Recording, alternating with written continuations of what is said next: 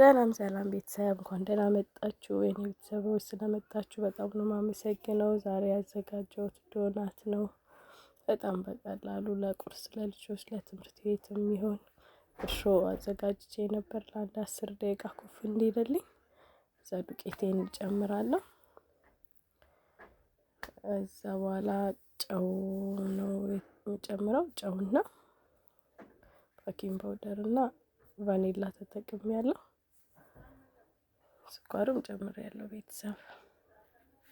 ከዛ ዘይት ደግሞ ትንሽዬ ተጨምሬያለሁ። ከዛ እሱን እሽት አድርገን በደንብ አድርገን እንቁላል ተጠቅሜያለሁ። እሱን በደንብ እሽት እናደርገዋለን። በደንብ አድርገን ነው የምናሸው፣ እንደዚህ ከእንትኑ እስኪላቀቅልን ድረስ፣ ከእጃችንም እንዲለቀቅ እስከሚል ድረስ፣ እንዲልስልስ ያለ እንትን እስከሚሰጠን ድረስ እናሽና ቁጭ እናደርገዋለን ማለት ነው። እንዲህ ሽፍንፍን አድርገን ቤተሰቦቼ ያው ኩፍ ብሎልኛል በዚህ መልኩ።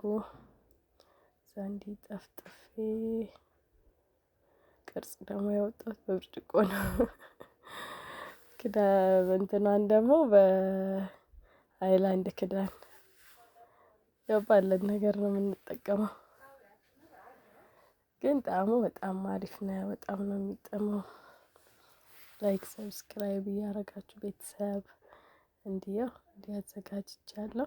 ትንሽ ኮፍ ሲልልኝ ዘይቴም ጥጃለሁ። ያው እንደዚህ ሲግል መጥበስ ጀምራለሁ ማለት ነው ቤተሰብ።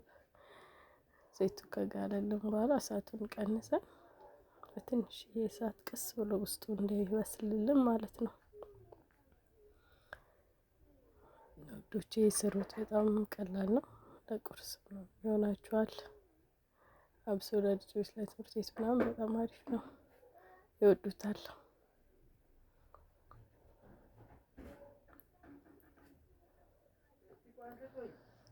ውዶቼ እንደዚህ ወጥቼ ደርድሬ ከላይ ሶስ አድርጌያለሁ። ካካውና የእንትን መጨረሻው በጣም ነው የሚጣፍጠው። ልስልስ ስፖንጅ የሆነ ነው። ጣዕሙ ደግሞ በጣም ነው የሚጣፍጠው። ሞክሩት። ላይክ ሰብስክራይብ ሼር እያረጋችሁ አበረታቱኝ። በጣም ነው የማመሰግነው ስለተከታተላችሁኝ።